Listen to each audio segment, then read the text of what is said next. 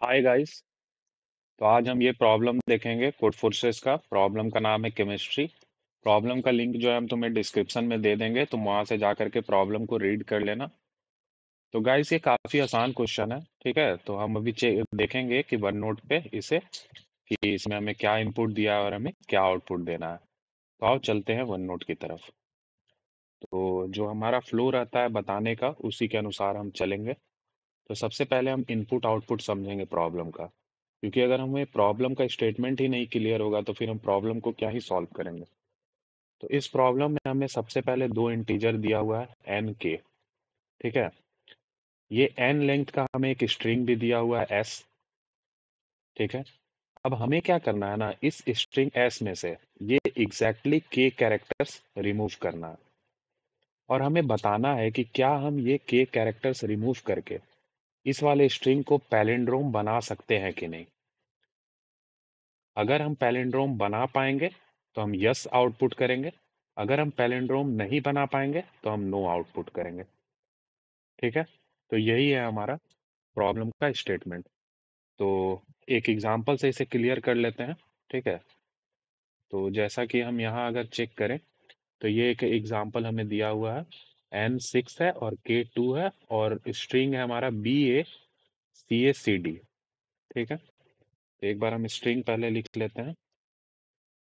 String है हमारा B ए सी ए C D, ये हमारा स्ट्रिंग है और एन का वैल्यू हमारा 6 है और के हमारा 2 है इस क्वेश्चन में, ठीक है।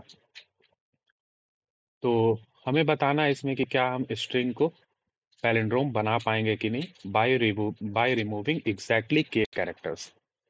तो इसमें अगर तुम ध्यान से देखोगे तो बी हमारा कितनी टाइम्स आया है, बी हमारा एक बार आया है। ए हमारा कितनी बार आया है, दो बार आया है। सी हमारा कितनी बार आया है, दो बार आया है।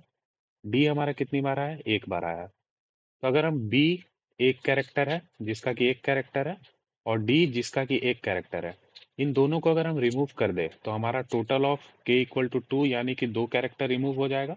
तो मेरे पास बचेगा ए का दो अकरेंस और सी का दो अकरेंस।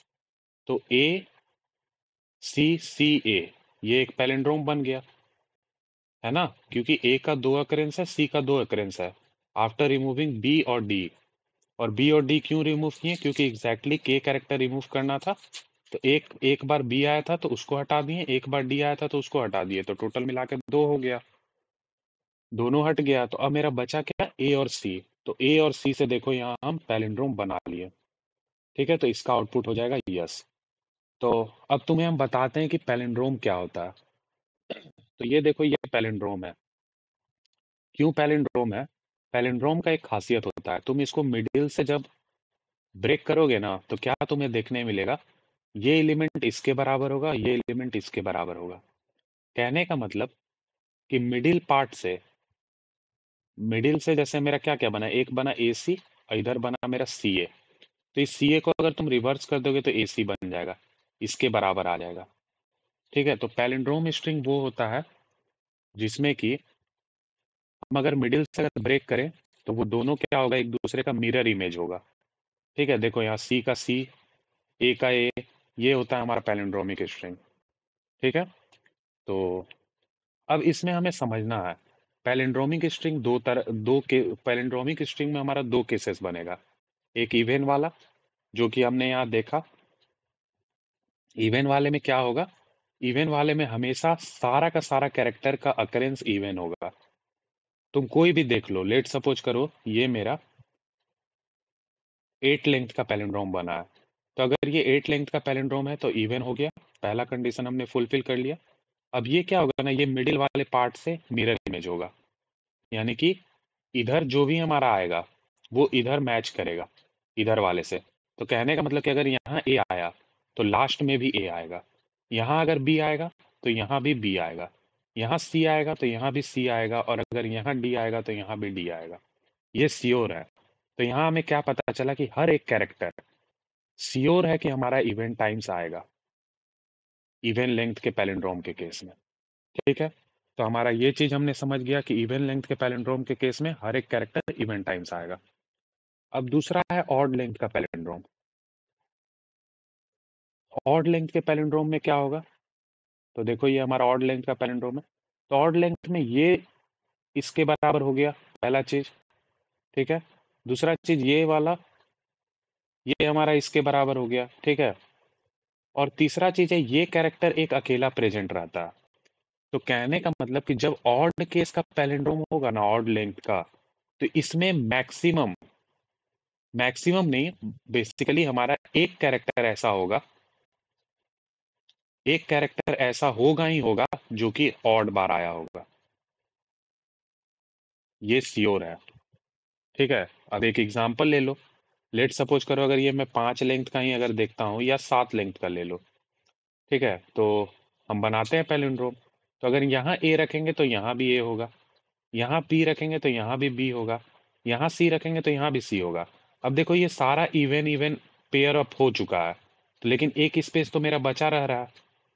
अब यहाँ पे तुम कोई भी कैरेक्टर डालो, मान लो लेट सपोज करो अगर हम यहाँ सी डाल देंगे, तो सी डालेंगे तो मेरा क्या होगा, सी वाला कैरेक्टर ऑड टाइम्स आ जाएगा। तो वही मैं कह रहा हूँ कि एक ऐसा कैरेक्टर होगा जो कि ऑड टाइम्स अकर करेगा ऑड लेंथ के पैलिंड्रोम के केस में, ठीक है, ये श्योर है। अब मान लो लेट सपोज करो अगर हम सी नहीं डालते यहाँ, ठीक है, सी नहीं डाल करके हम यहाँ लेट सपोज करो डी डाल देते हैं, तो देखो डी एक, डी ऑड लेंथ का बन गया। तो ये चीज हमें इस प्रॉब्लम में बस खाली समझना है और हमारा क्वेश्चन अब सॉल्व हो जाने वाला है। तो यहाँ हमें क्या समझ में आया कि जो इवन लेंथ का है, जो इवन टाइम्स अकर्ड कैरेक्टर है, वो सही है, उससे हमें कुछ नहीं देखना है, ठीक है, उससे हमें कुछ नहीं देखना है। लेकिन जो ऑड लेंथ का है उस पे कंडीशन है। क्या कंडीशन है? कि मेरा मैक्सिमम ऑड लेंथ का कैरेक्टर एक ही रहेगा, मतलब एक ही कोई कैरेक्टर रहेगा जो ऑड टाइम्स अकर करेगा। एक से ज्यादा अगर ऑड टाइम्स अकर कर रहा है कैरेक्टर तो वो पैलिंड्रोम नहीं बन पाएगा, ठीक है। तो देखो अब हम प्रॉब्लम को कैसे सॉल्व करेंगे, तो एक एग्जांपल यही वाला उठा लेते हैं जो हमारा दिया हुआ था, BACACD, ठीक है। इसी से पहले समझते हैं, इसमें हमारा N 6 था और K हमारा 2 था। तो सबसे पहले हम क्या करेंगे, हर एक कैरेक्टर का अकरेंस लिखेंगे। तो B कितनी बार आया है, एक बार आया है। A कितनी बार आया है, दो बार आया है। C कितनी बार आया है, दो बार आया है। D कितनी बार आया है, एक बार आया है। तो देखो जो इसमें इवेंट टाइम्स आया है उससे हमें कुछ मतलब नहीं है, क्योंकि वो हमेशा पैलिंड्रोम में पैलिंड्रोम बना देंगे सही तरीके से, ठीक है। लेकिन जो कैरेक्टर मेरा ऑड टाइम्स आया है उससे हमें कंसीडर करना है। देखो तो ऑड टाइम्स कौन कौन कैरेक्टर आया है, ये दो कैरेक्टर मेरा ऑड टाइम्स आया है, ठीक है, दो कैरेक्टर है जो कि ऑड टाइम्स आया है। अब हमने देख रखा है कि मैक्सिमम मेरा कितना, किस ऑड लेंथ के पैलिंड्रोम में कितना मैक्सिमम ऑड कैरेक्टर रहता था, एक ही रहता था, ठीक है। तो हम क्या करेंगे ना, हम सब सारे कैरेक्टर का पहले अकरेंस लिख लेंगे और उसमें काउंट कर लेंगे कितना ऑड है। तो लेट सपोज करो ऑड काउंट, मेरा एक वेरिएबल है जो कि ऑड काउंट ट्रैक रखा है, odd characters, odd occurrence of character के काउंट का ट्रैक है, ठीक है। जैसे इस वाले केस में हमारा क्या हो जाएगा, दो, क्योंकि दो ही कैरेक्टर है जो कि ऑड टाइम्स आया है। अब इसमें के हमारा क्या है, के हमारा 2 है, ठीक है ना। के हमारा क्या है, के हमारा 2 है। अब तुम जरा चेक करो, अगर मेरा ऑड काउंट अगर 2 है तो हमें पता है कि ऑड काउंट एक हमारा रह सकता है, तो जो भी ऑड काउंट आया उसमें से एक हम माइनस कर लेंगे। तो हम क्या करेंगे, ऑड काउंट -1। ऐसा क्यों किए, क्योंकि मान लो कितना भी ऑड का काउंट हो, जैसे यहाँ 2 है, तो ये 2 में हमें तो पता है ना कि हम पैलिंड्रोम में एक रख सकते हैं ऑड कैरेक्टर। तो हम पहले ही उस एक कैरेक्टर को इसमें से घटा लिए, मतलब ऑड काउंट को डिक्रीमेंट कर दिए उतना से। यानी कि अब ये जो ऑड काउंट -1 वाला एलिमेंट बच गया ना, -1 वाला जो वैल्यू बचा, इन सारे को हमें रिमूव करना होगा, तभी मेरा पैलिंड्रोम बन पाएगा, अदरवाइज नहीं बनेगा।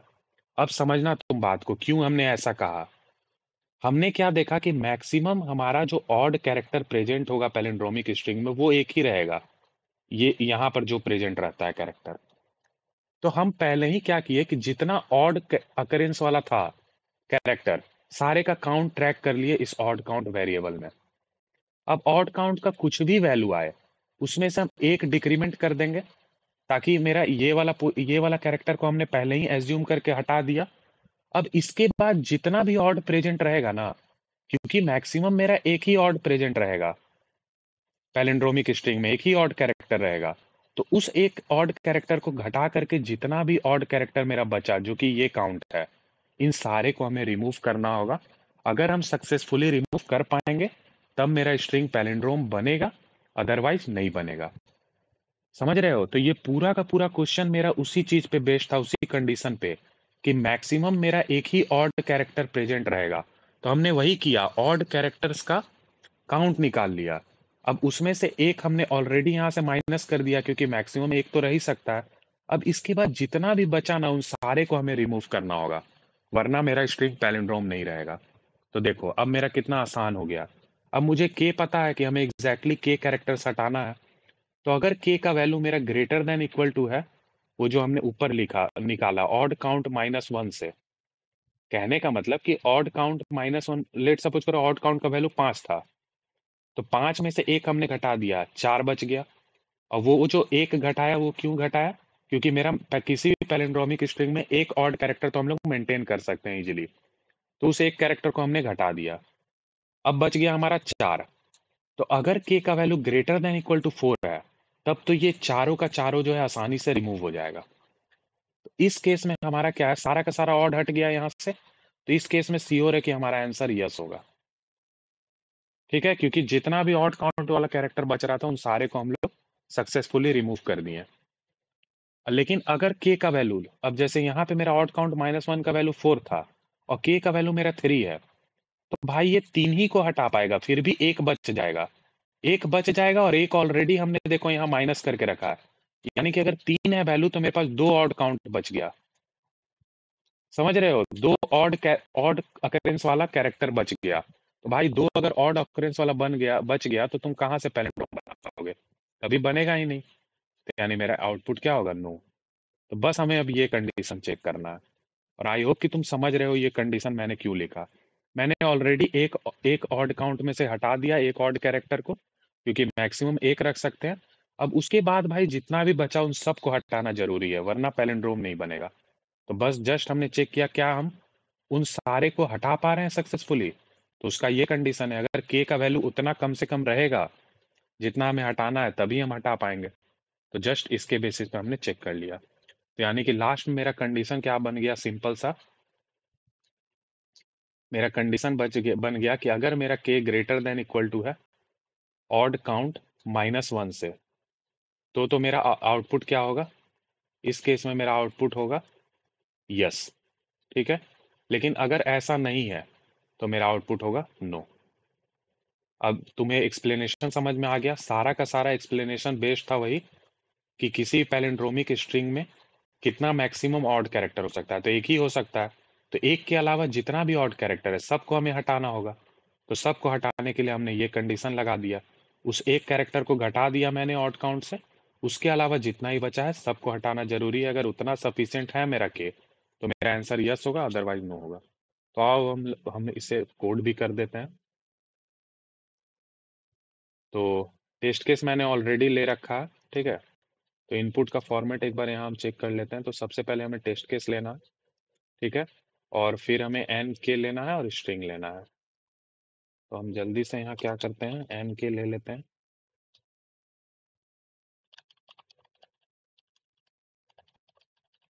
ये हमारा एन के हो गया। अब हम स्ट्रिंग ले लेंगे, स्ट्रिंग हम ले लिया। अब हम क्या करेंगे कि सारे कैरेक्टर का अकरेंस निकालेंगे। अब इसमें तुम एक चीज चेक करो, इस प्रॉब्लम में कह रखा है कि सारा का सारा कैरेक्टर मेरा लोअर केस लैटिन लेटर्स है। तो total lower case Latin letter कितना बनेगा?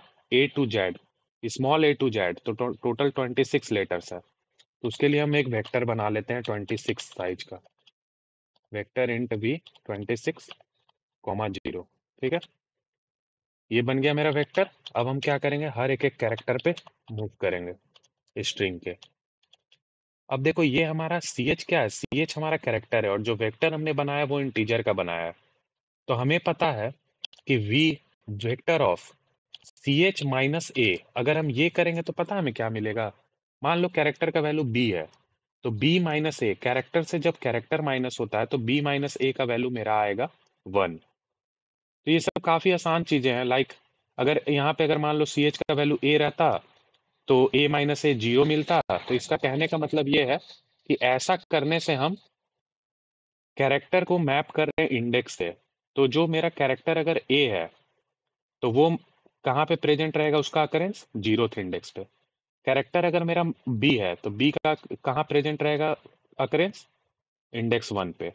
तो इस तरह करके हमने ये 26 इंडेक्स पे सारे के सारे कैरेक्टर का अकरेंस को स्टोर कर रखा है। तो v of C H minus A plus plus, यानी जो भी उसका अकरेंस है वो इंक्रीमेंट होता चला जाएगा। अब हम एक ऑड काउंट वाला जो हमारा वेरिएबल था वो बना लेंगे। ठीक है, अब हम चेक करेंगे इस 26 साइज पे चल करके। ठीक है, तो int I equal to 0, I less than 26, I plus plus. अब इसमें हम चेक करेंगे कौन कौन सा जो है ऑड है हमारा। ठीक है, तो वी आई एंड 1, इससे हमारा ऑड चेक हो जाएगा।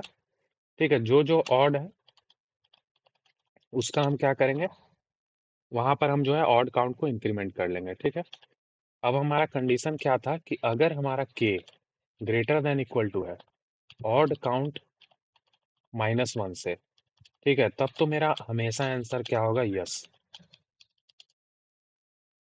ठीक है, हमेशा हमारा आंसर यस होगा। लेकिन अगर ऐसा नहीं है तो भाई एक से ज्यादा ऑड अकरेंस वाला कैरेक्टर बच गया तो पैलिंड्रोम कभी नहीं बनेगा।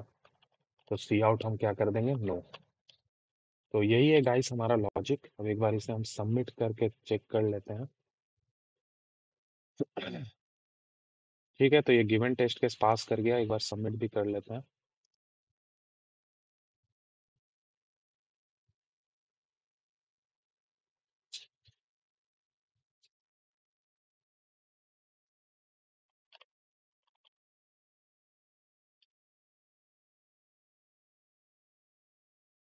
ये हमने यहाँ सबमिट किया है।